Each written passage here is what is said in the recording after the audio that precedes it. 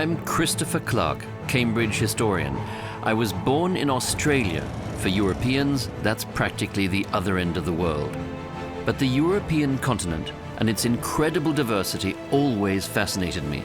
Even in the far-off country where I grew up, I was always aware that so much of our world has its roots in Europe. And modern Europe is one of the greatest achievements in human history. I want to share the grand saga of this continent, and in the process, I hope to rediscover its wonders for myself.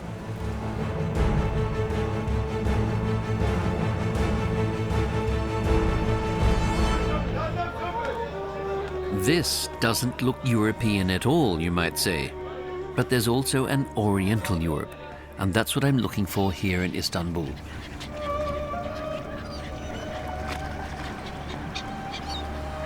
Istanbul is the only major city in the world that straddles two continents, the European and the Asian, on which I'm standing here, and between them, the Bosphorus, one of the world's most strategically sensitive waterways. The geography is straightforward enough, but where Europe begins and where it ends is also a question of religion. Today it's fashionable to define Europe in terms of a Western Judeo-Christian tradition, and yet the origins of this tradition lie outside Europe, in the Middle East, in Palestine, Syria, Mesopotamia, and Egypt. And Paul, the most important of the early Christian missionaries, came from Tarsus in today's Turkey. And this place too, Constantinople, today Istanbul, once shaped the Christian culture of Europe. I'm in Istanbul in the Hagia Sophia, the Church of Holy Wisdom that has stood on this spot for 1,500 years. Before the construction of St. Peter's Basilica in Rome, this was the largest Christian church in the world, and Constantinople was the capital of the Byzantine Empire, the cultural heart of Europe. When the Ottomans conquered Constantinople in 1453, the Hagia Sophia became a mosque. But the 11th century mosaics still remain as a testimony to the era of Christendom. Today, this building is mainly a museum, although parts of it are once again in use as a mosque. In this place, we can clearly see how similar these religions actually are and which sources they draw from.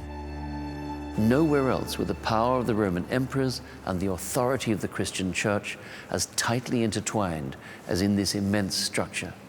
When the Ottomans conquered Constantinople in 1453, Sultan Mehmed II marked the victory by riding into the church and conducting the Muslim Friday prayer. The Hagia Sophia became a mosque, and it remained one until 1935, when it was redesignated as a museum. But today, things are changing. The call to prayer of the Muezzin again rings out from the four minarets, and an imam has recently been appointed. Important historical buildings like this one have always been put to political use, and that instrumentalization continues today. The central themes of the Mosaic Bible and the Christian New Testament can nearly all be traced back to sources in Mesopotamia, Asia Minor, and the Levant. Moses' 10 Commandments, for example, probably have their origins in ethical injunctions he encountered in Egypt. And the notion that the soul is immortal and that a divine judgment awaits the dead could also be found in the kingdom of the pharaohs. Christianity, that central strand of the continent's history, was not a European invention. What gave Christianity the power to unite Europe over and over again? Part of the answer can be found in the New Testament, in the book known as Apostles. Having once himself mercilessly persecuted the Christians, Paul, a Greek Jew from Tarsus, becomes a fervent believer in the teachings of Christ.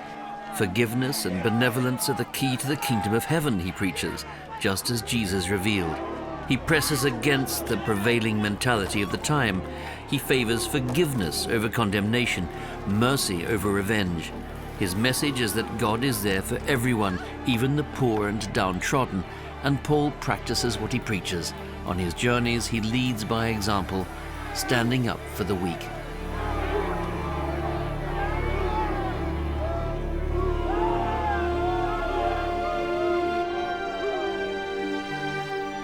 Paul traveled many thousands of kilometers on roads like these, or more often on rough terrain, or even by boat. And in the process, he laid the foundations for a global church, because Paul's Christianity was an offer to everyone. Initially, to be sure, it was above all the poor and the weak who responded to his call. But the brothers and sisters in the faith stuck together. Some were even prepared to die for their religion, an act of witness that was not lost on all of their contemporaries. What began as a movement of underdogs is today, with 2.3 billion members, the largest faith community in the world. But the rise of Christianity doesn't begin in Jerusalem. It starts in York, England. This is where Constantine the Great is named Roman Emperor in the year 306, or rather Quarter Emperor. At this point, the empire is divided up between 4 emperors. They don't rule from Rome, but from modern-day Milan, Trier, Sirmium, and Izmit. Why is it Constantine, of all people, who helps Christianity become an established major religion? Where is my mother? Over there, my lord.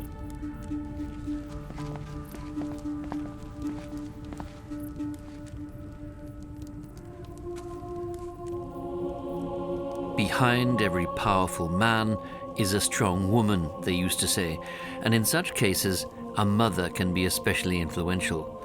Helena, Constantine's mother, is a fine example.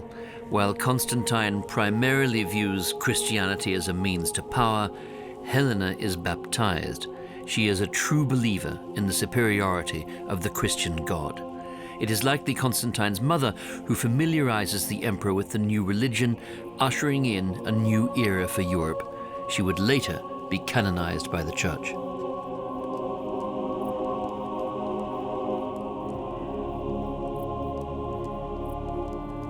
And then, before a decisive battle, legend has it that Constantine receives a vision. God tells him that he should go into battle marked with the sign of Christ, that it will help him defeat his enemies. At the time, Constantine was anything but a conventional Christian. It isn't until many years later, just before his death, that he resolves to be baptized.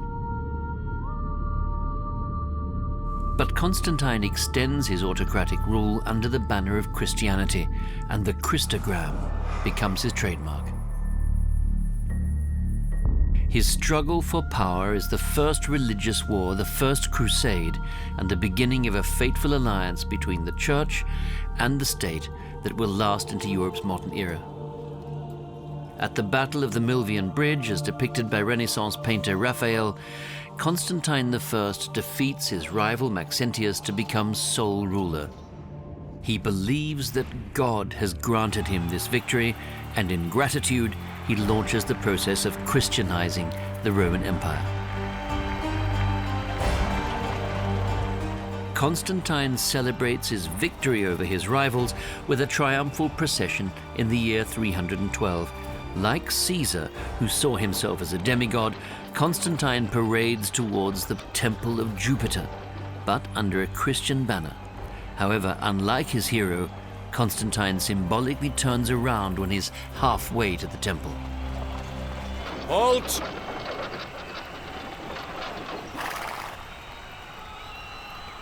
Turn around. But my emperor. Turn around. Now. The crowd isn't expecting this, and they boo him as he rides away.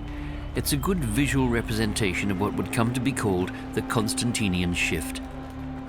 Christianity is becoming more and more influential, and half a century later, it will become the official religion. But what were the reasons for the success of Christianity? Well, first there's the fact that the alliance of the church with the powerful Roman imperial state greatly increased its appeal. The church was open to anyone who wanted to join. This had never been the case with the Jews. Then there was the Christian belief in deliverance and salvation in the hereafter. Death was no longer final. For those who'd endured a great deal of suffering in their lives, this was a powerful and attractive argument. It seemed that what Jesus had promised them was something the many heathen gods they'd worshipped up till now simply couldn't offer.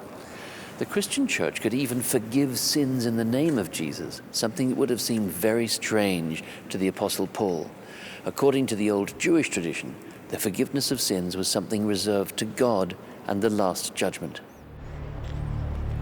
The emperor commissions the construction of the Arch of Constantine in Rome to mark this major victory.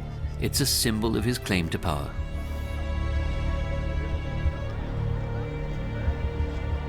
Constantine adorned his claim to power with Christian symbols, portraying the events and decisions of his reign as expressions of God's will. It's an invincible combination.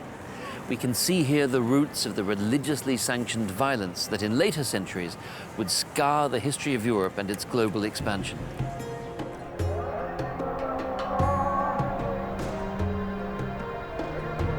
In the year 324, Constantine the Great turns his back on Rome forever. He heads to the Bosporus, to Byzantium, where he constructs his new capital, Constantinople, today known as Istanbul. It becomes the center of Christian culture, outshining even Rome. Where today the skyline is dominated by minarets, Constantine and his successors built churches. He wanted Christ Pantocrator, ruler of the world, to radiate from this city to the rest of Europe, as the mosaics and paintings in the Chora Church indicate. Back then, the actual heart of Christendom was not in Rome, but in the east of Europe. But what became of Rome, that eternal city where everything supposedly began, ravaged by the raids of Germanic tribes from the 5th century onwards? And Rome, the former world metropolis, fell into decline and decay. Ruins everywhere. What didn't decline with ancient Rome was Roman Christianity. The Germanic tribal leaders accepted and adopted the faith, albeit in a somewhat simplified form. And so the Germans in Rome became Roman Christians and thereby heirs to the Roman imperial heritage. A profound rupture and at the same time a deep continuity. In the history of Europe, this is not a contradiction. And at the other end of the continent, far to the west, it's Ireland of all places, that Emerald Isle at the outer edge of Europe, never conquered by the Romans, that becomes one of the most important starting points for the process of Christianization. Irish missionaries begin to find their way into other countries as early as the 6th century. But why does it all start in Ireland? Here in Ireland is where Christianity and the nature-worshipping faith of the Celts meet. The Book of Kells, a true treasure of the Middle Ages, is a good example of the way these two religions crossed paths. Filled with images of nature, it blends traditional Celtic motifs with Christian symbols. It was this distinctive mix, the simplicity and the credibility of a religion that had not yet drifted too far from its heathen roots, that gave Irish Christianity its special appeal. And Irish monasteries were special in another aspect as well. They were open to young people who wished to study without necessarily becoming monks or nuns. And this open traffic between the cloister and the world beyond was another important feature of early Irish Christianity.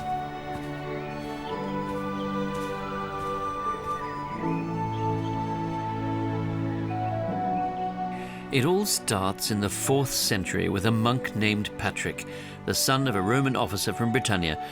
He is considered the apostle of Ireland. At the time, Ireland is still a land of druids and pagans. According to legend, Patrick starts a fire on the hill of Slane at Easter in the year 433. The fire is larger and burns longer than the one set by his pagan opponents on the hill of Tara, an ancient Celtic ritual site across the valley. And that is Patrick's strategy in a nutshell. Ireland's patron saint wins people over with simple signs and symbols, feeding their spiritual hunger and helping them become devout Christians. He explained the Trinity, for example, with the help of a clover leaf. Father, Son, and Holy Spirit. Today, the clover leaf is the national symbol of the Irish, an icon like St. Patrick himself. Monasteries like Clonmacnoise served as an incubator for this fledgling religious faith in Ireland. St. Patrick was clever enough not to contradict the prevailing social order or act against the clans in the country. He imported the Roman alphabet and helped to ensure that the Celtic traditions were recorded in writing. In order to understand the expansiveness of Irish religion, the scope of its influence across Western Europe, we need to remember another peculiarity of the Irish monks, namely the peregrinatio pro Christo, the pilgrimage for Christ, which was not a journey to a specific sacred location, but a protracted exile of wandering, in which the monks took upon themselves the risks and privations of early medieval travel as a kind of penance, a form of martyrdom. Far from their beloved country, their language, and their kinship groups, a form of ascetic piety without which the course of the spread of Christianity in Europe might have been very different. In the 6th century, the monks Columbanus and Gallus gather 10 of their religious brothers around them in remembrance of the 12 apostles. The walking stick, the symbol of pilgrims, becomes their trademark. They set out to convert their European neighbors on the continent. For them, all of life is a pilgrimage. The Irish monks bring Christianity to Gallia, modern-day Switzerland, to Italy, to Galicia, and later to places as far off as Iceland. Monasteries are established throughout the continent, creating a tight-knit Christian network.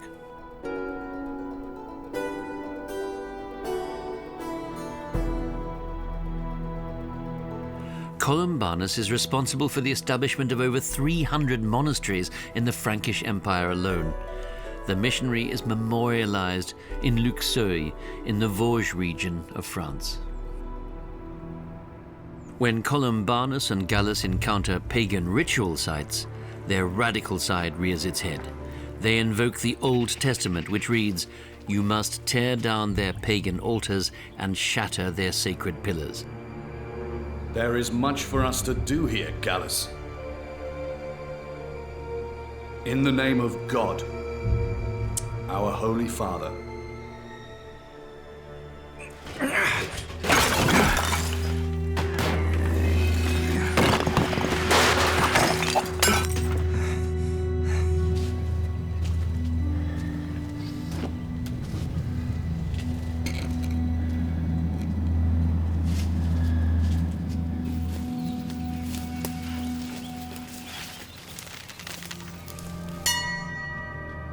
The missionary efforts of the Irish monks have a lasting effect.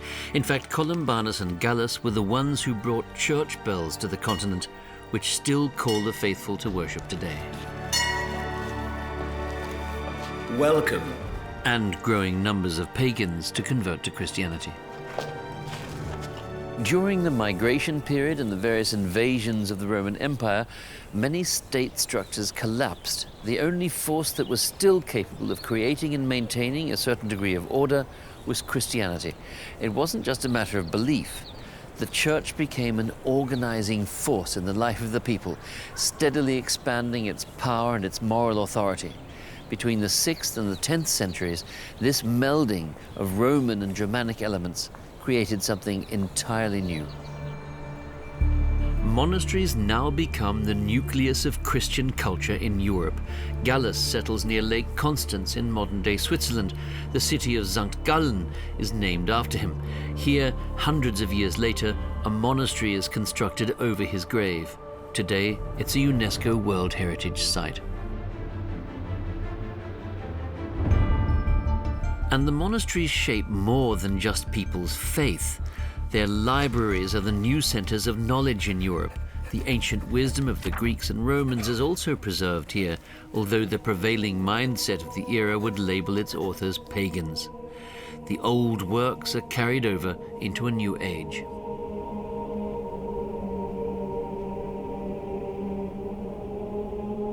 It was like a salvage operation for world cultural heritage. Respect for the traditions and knowledge of previous generations would become a defining characteristic of European culture. This is how monasteries and churches become the focal points of European civilization in the Middle Ages. And because they're at the center of cities and villages on the continent, they also shape the landscape. They may come in different shapes and sizes, but church spires are always a defining feature of Europe.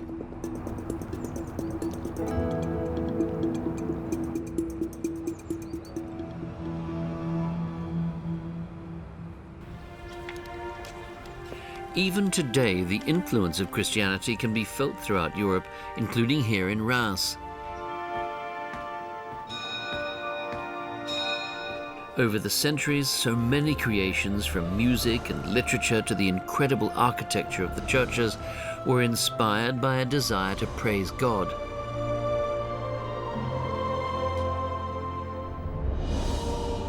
Reims, with its famous cathedral, could be called the birthplace of a Christian Europe. This is where Clovis, king of the Franks and founder of the Merovingian dynasty, was baptized as a reward for defeating the tribe of the Alemanni.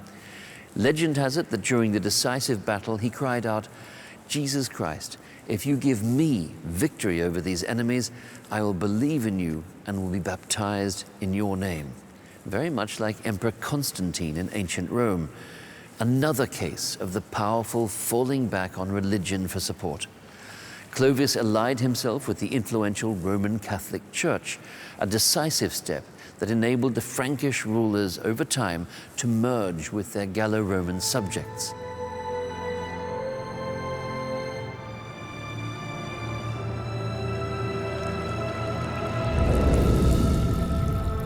This solemn baptism on Christmas Day in the year 500 left a lasting impression on the people of the day. 3,000 warriors decided to be baptized alongside Clovis, prefiguring the eventual conversion of the entire Frankish people to the Christian faith.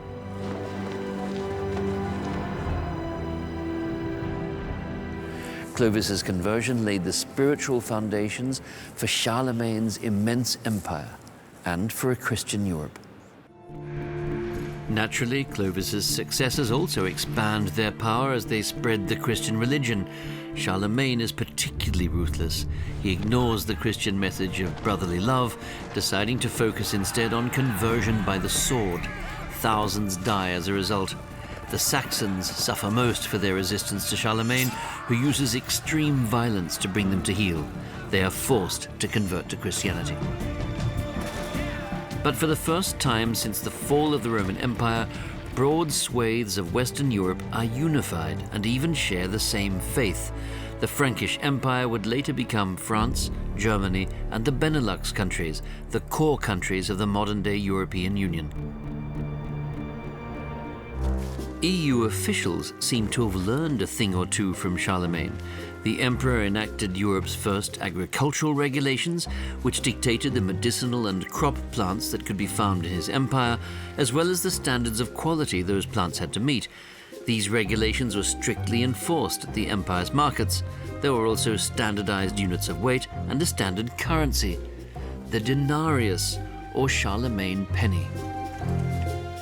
How much for all? Just one denarius. The denarius is used as currency in France and beyond, even in England. Europe had an economic and monetary union of sorts 1,200 years before the introduction of the euro. It's no wonder that Charlemagne is celebrated as the father of Europe today. His capital, Aachen, is considered the Rome of the North. Art and culture reach a new peak under Charlemagne, earning this era the name Carolingian Renaissance. Charlemagne brings scholars from all over Europe to his court, and his court school becomes the heart of education on the continent, bringing forth new ideas in poetry, theology, and historiography. A collective memory is born. Charlemagne makes the ancient world accessible to the Germanic peoples. The writing system also develops during this period. The Carolingian minuscule forms the basis for the Times New Roman font that we still use today.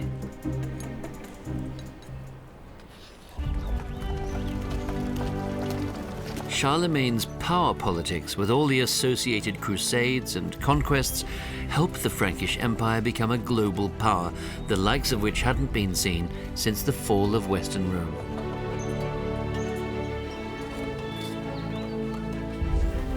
Aachen, with its magnificent imperial palace, was Charlemagne's main place of residence, but the emperor was always on the move, keeping a firm grip on the far-flung territories of his empire. Whenever he was home, he enjoyed the local culture and luxuries, including the hot springs. He specifically built his imperial palace across from a Roman bath. The foundation and scale of today's Aachen City Hall are identical to the former royal residence. This is where all the royal feasts and coronations were held. The octagonal Aachen Cathedral is another famous Carolingian landmark. The architects of the age clearly drew on Byzantine art in their designs. The focal point is the marble throne. The ruler who sits here has nothing above him but the heavens, and below him are his people.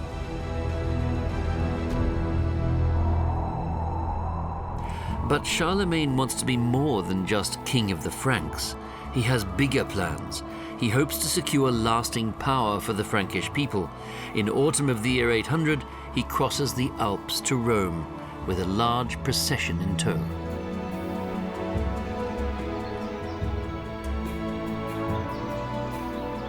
His destination is old St. Peter's Basilica, which once stood where the dome of the cathedral rises above the city today.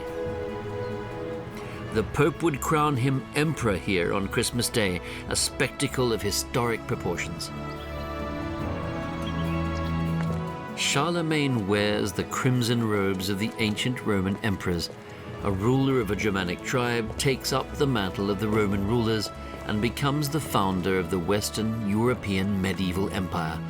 The emperor swears an oath to restore the Roman Empire and to protect the Holy Roman Church. In the centuries to come, the Holy Roman Emperors will continue to be crowned here.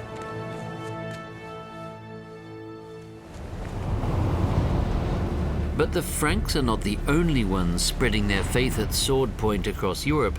The Christian West was on the rise in the Middle Ages, but so was the Islamic West. In April 711, the Muslim Moors of North Africa land on the southern tip of Spain. Within 7 years, they've conquered almost the entire Iberian Peninsula. The invaders cross the Pyrenees and advance deep into France, reaching as far as Tours. The Franks call on the Europeans to fight back and stop the invaders. Charles Martel, an experienced strategist, serves as the military leader of the Franks, Lombards, and Aquitanians.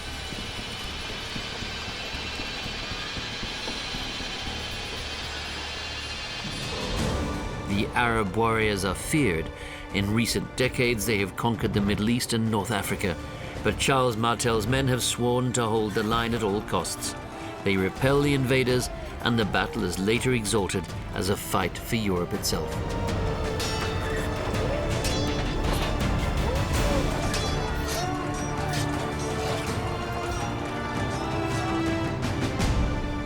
On the Iberian Peninsula, the Moors hold their ground and establish the Islamic Empire of Al-Andalus, which would shape the southwest of Europe for nearly 800 years.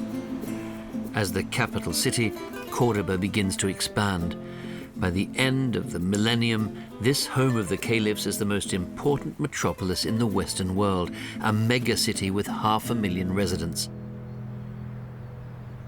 The mosque the Moors construct on the ruins of a Roman temple and a Christian church is the largest house of worship in the world at the time. Today, it's a Christian cathedral once again. That's Europe for you, always this back and forth. Does Islam belong in Europe? Well, it's certainly part of the history of the European continent, and at times it's been a deeply important part of that history. Islamic medieval Spain became the conduit between Western Europe and the great academies of the Middle East. In centers of learning like Baghdad, Muslim scholars were pushing back the horizons of knowledge. It's not just that scholars in the Arabic tradition translated and analyzed important works from ancient Greek and thereby preserved them for the West. Muslim scientists also engaged in experimental research, even citing passages in the Quran that called upon the faithful to observe nature as a divine sign and to obtain knowledge.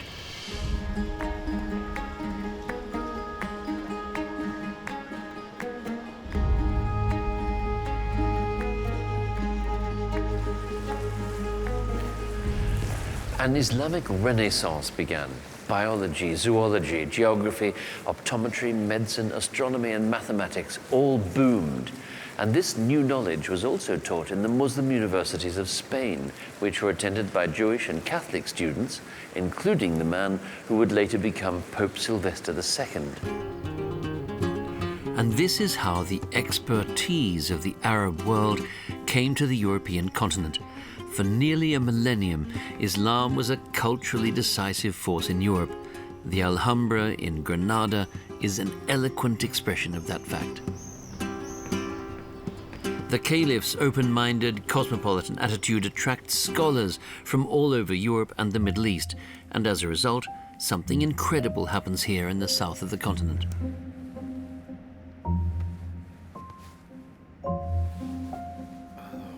Muslim, Jewish and Christian scholars launch what one might call a joint research project. Jewish scholars helped to translate the ancient writings collected and translated by the Arabs, including works by Aristotle, into Latin, making them accessible to Christian Europe and preserving them for generations to come. Even back then, it was clear that cooperation between the Arabic and Hebraic cultures could be extremely productive. It seems that we still have something to learn from the golden age of Al-Andalus.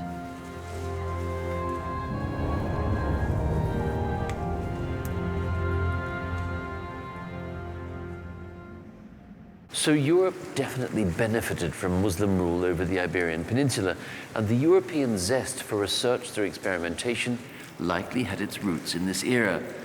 But then it all came to a very sudden end.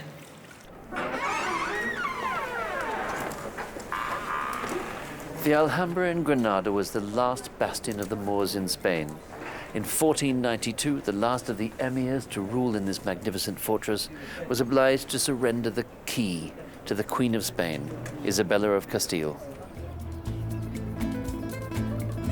The Moors were promised freedom of religion by the ruling Spaniards, but this tolerance was soon replaced by religious zealotry. The First Crusade had sown a spirit of conquest and persecution throughout Europe.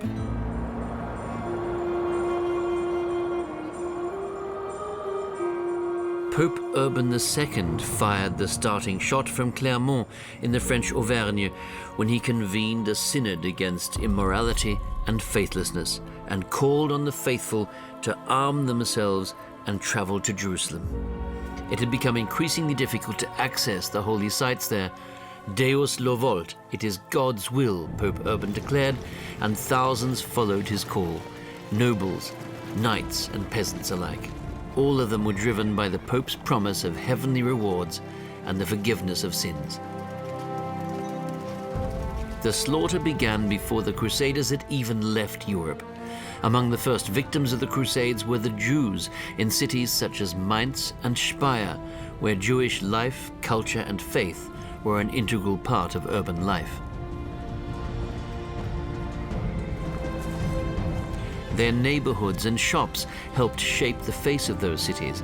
They worked as traders and artisans. In a sense, the period before the Crusades had been a golden age of relatively peaceful coexistence between Jews and Christians in Western Europe. The local rulers protected the individual Jewish communities, which had their own administrative structures. The synagogue was the focal point of community life.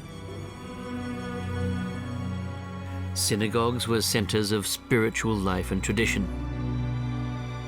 But now, during the Crusades, the Jews were targeted as the enemies of Christ, the infidels of Europe. Horrifying pogroms were the result. Thousands of Jews were murdered or committed suicide. It was a prefiguration of the anti-Semitism of centuries to come, and it casts a long shadow over European history. In fact, the primary mission of the Crusaders was to remove the other so-called infidels who controlled the territory that housed Christ's tomb. In June 1099, after 3 years, the Christian armies finally reached their destination, Jerusalem. This city was home to some of the most important Christian holy places. In recent years, it had been alternately dominated by various opposing forces, under whose rule non-Muslims had often suffered. The Crusaders wanted to reclaim Jerusalem for Christianity. And what followed was a bloody siege with heavy losses. The Christian Crusaders were responsible for the gruesome murders of thousands of Muslims and Jews. They then constructed churches on the ruins of the destroyed mosques and synagogues. Sadly, the First Crusade is only the beginning. The Europeans would pillage and plunder the Holy Land 4 more times.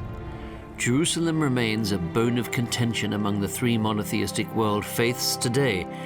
For centuries, the Crusades would strain the relationship between East and West, and between Muslims and Christians. And then, the pendulum swings in the other direction. In 1453, Constantinople falls to its enemies.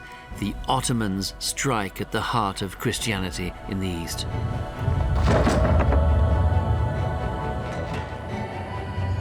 The city is plundered. The conquerors advance all the way to the Hagia Sophia, where many residents have sought refuge.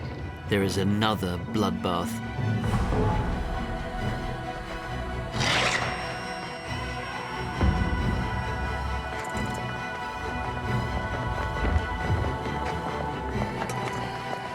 But the fall of Constantinople doesn't mean the end of Christianity in the east of Europe. The faith had long since made its way northward, where it found its new center.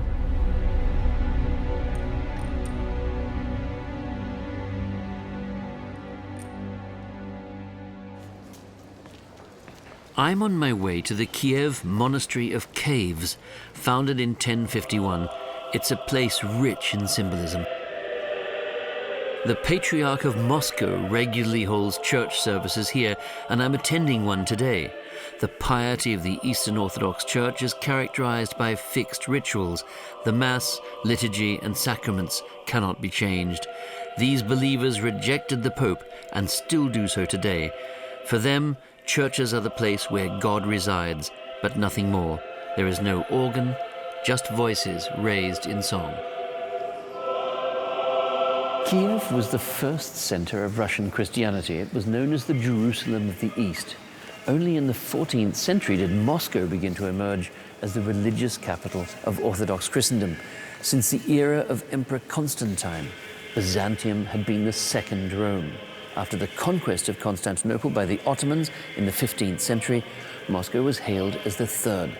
Tretyi Rim, the third Rome, signified not just religious authority, but also imperial power. The Russian rulers called themselves Tsars, Caesars, or emperors, and in this tradition they were also defenders of the Christian faith. They ruled over the Eastern Church, which defined itself in opposition to the Catholic Church of the West. Both churches continued to vie for supremacy, and the alienation between them has never entirely been overcome. This can also be felt in Ukraine, which lies on the crossroads between Eastern and Central Europe. Orthodoxy dominates in the east of the country, but several million Western Ukrainians view Rome as the center of their faith. And here again, as so often in the history of Europe, we're confronted with the question, is Christianity a unifying bond or a divisive force? And what about Western Christianity? In the 14th century, there are 2 popes, one in Rome and one in Avignon in southern France. At one point, there are actually 3. They're all fighting over the Holy See. They seem more interested in wealth and power than in the salvation of the faithful. critics increasingly begin to question the medieval order of Western Europe, which is dominated by the emperor and the pope. Many of the faithful abandon the church altogether. In an era of starvation, plague, and discord, a papal church focused only on itself provides little stability or hope for the people.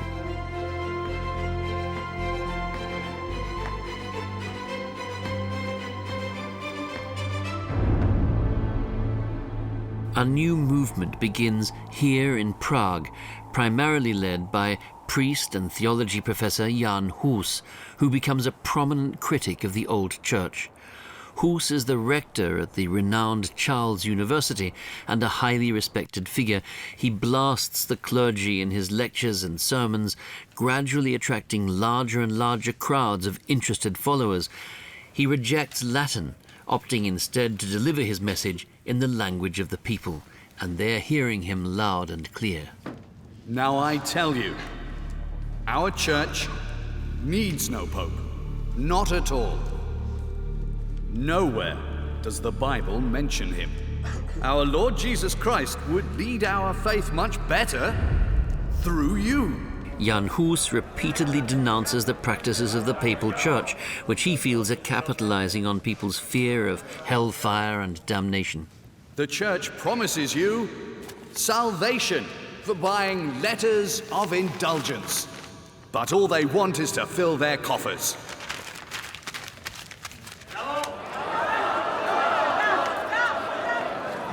Yes, he's right.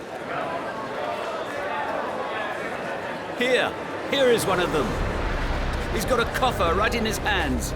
There is no longer a distinction between church leaders and secular rulers, Hus argues, just as English theologian John Wycliffe had done before him. Jan Hus's ideas light a spark that burns like a wildfire across Europe. Only God can forgive sins. Hus's critics burn his books in retaliation. The emperor summons the agitator to Constance. A formal council is called to resolve the schism in the church and silence the heretic. After weeks of interrogation and torture, Jan Hus is subjected to the same fate as his writings. He's burned at the stake. But his ideas live on. St. Peter's Basilica. This colossal structure, built in the 16th century, is the power of the papal church rendered into stone. But just as they were putting the finishing touches to St. Peter's, the Reformation broke out in Western and Central Europe. The power of the popes was shaken. The Reformation never quite reached Rome, but it did divide the European continent. Martin Luther coined a revolutionary term, the priesthood of all believers. The printing press facilitated the spread of ideas on an industrial scale. Where the Reformed religion gained ground, the monopoly of the old church over the interpretation of sacred text was lost. Luther burns the document containing the Pope's official threat of excommunication. He has already drawn up and distributed 95 theses directed mainly against the practice of selling indulgences. This is the spark that ignites the Reformation. Support for Luther among the people is growing. They see him as a champion for their cause. Luther takes a strong stance against an ecclesiastical system that seems to be commercializing the forgiveness of sins, just like Jan Hus 100 years before him.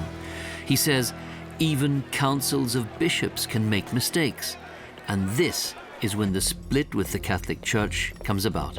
Luther is summoned to the Diet of Worms, where he is told he must renounce his theses. He's chosen a difficult path for himself and everyone involved. In his writings, he questioned the authority of the church and thus destroyed the unity of Christendom. Luther stands his ground, invoking God's protection. God help me. Amen. Luther is placed under imperial ban and declared an outlaw in the empire, but he's granted safe passage. Soldiers escort him back to Wartburg Castle, where the reformer would be extremely productive in the months to come. Luther's theses are now reprinted thousands of times over. The reformers refuse to be silenced. Luther translates the New Testament into German for the people. A broad segment of the European populace is on his side. They can now read the Bible themselves or have it read to them. As Jesus sat near the temple treasury, he watched the people as they dropped in their money.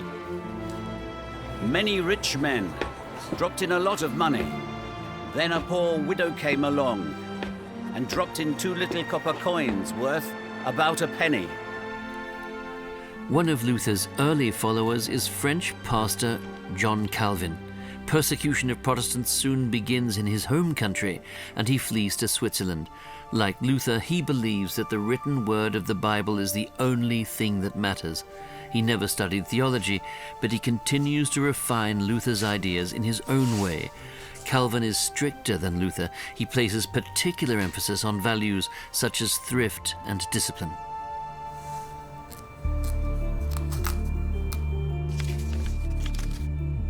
The protest against the papal church divides the continent, even across national borders. In the Christian West, unity is a thing of the past.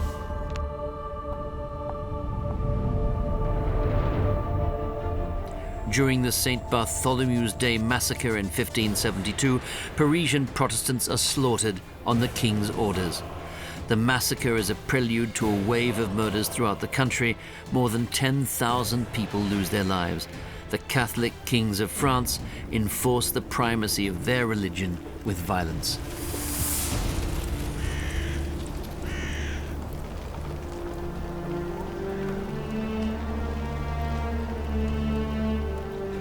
It was the most gruesome conflict the continent had experienced up to that point, and it began in 1618. The 30 Years' War divided the countries of Europe into fiercely opposed camps. It's no longer about religion, and it hasn't been for some time. It's about power across all denominations. Adherents to the various Christian faiths fight for control of Europe in the name of God. Christians against Christians. It's one of the greatest tragedies the continent has ever seen, surpassed only by the 2 world wars of the 20th century.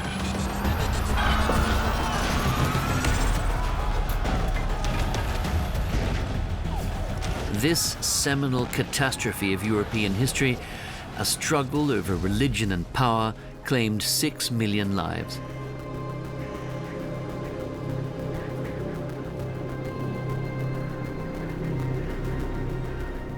For 3 decades, Central Europe is a battlefield.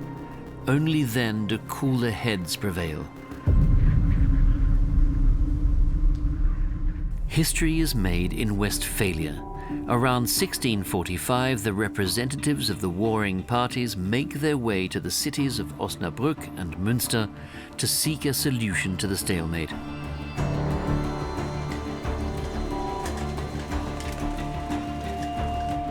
Now it's the diplomats' turn. Nearly all the great powers of Europe are represented here. It's the first pan-European peace conference in history, a year-long experiment with an uncertain outcome. No one wants to be shortchanged, and everyone wants to come away looking good. But reaching a compromise proves difficult. It's a skill they still need to learn. Finally, in May 1648, delegates from Spain and the Netherlands finally make a breakthrough after 3 years of negotiations. At Münster City Hall, they are the first to sign the Treaty of Westphalia. The other European powers follow suit in the months to come.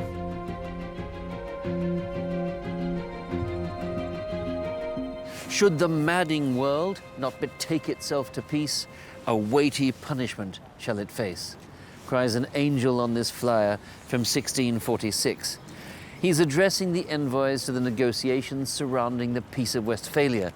The angel was expressing the people's most fervent wish. They wanted peace. But how did the delegates who traveled from all over Europe to Münster manage to achieve it? Over there, in the Austrian state archives behind the Hofburg Imperial Palace, is the original Treaty of Westphalia. As so often in European history, numerous compromises were required to bring about this peaceful resolution. And here it is, the birth certificate of modern diplomacy. A major war was brought to an end, not by the victory of one of the antagonists, but through negotiation. And here you can see the peace treaty, and at the end of it, the seals and the signatures of the representatives of the signatory powers. France here the negotiator, the chief negotiator for the Kaiser, Vollmar, here Brandenburg, Saxony, Bamberg, the city of Frankfurt. All of Central Europe is represented here. Deadly enemies became partners in a community of equal nations. It was the beginning of international law as we still know it today, nearly 370 years later. The Peace of Westphalia also marks another important departure, at least in Western Europe. In the years that followed, Europeans would continue to wage wars against one another, but they gradually came to accept that it was best to keep religion and politics separate.